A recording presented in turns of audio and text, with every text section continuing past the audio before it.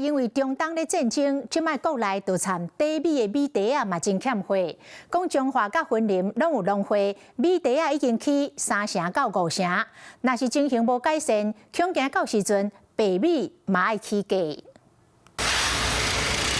米甲內工作人員真無閒，將白米滴入一袋一袋真空包裝內滴好了後，準備要出貨賣予消費者。這是中華竹塘鄉的農會，一年差不多賣20萬包白米，分裝流程看起來真正常。不過因為中東的戰爭影響到石油供應，國內塑膠的包裝器材已經欠貨，這低米塑膠袋啊對你起價，業者真艱苦。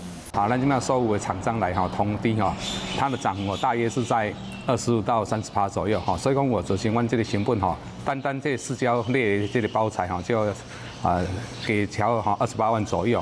業者講，倉庫內包裝材料差不多會當佫凍2個月。若是講戰爭還未結束，我物料繼續起價，有可能每包米愛起5塊至6塊。現在塑膠袋嘛，攏起價啊，買無啊，上游已經攏無貨啊。可是要吃還是會買啊。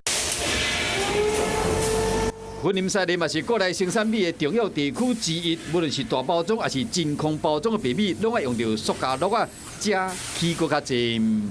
廠商議價的時候，目前的漲幅已經來到將近5成了，漲價還沒有關係，我們就只怕斷貨。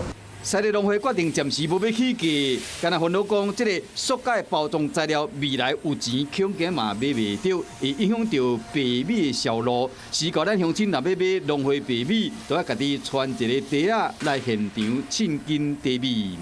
Hello， 我是張新文，想要搶先掌握最及時的新聞資訊嗎？趕快訂閱、按讚、開啟小鈴鐺，鎖定華視新聞 YouTube 頻道。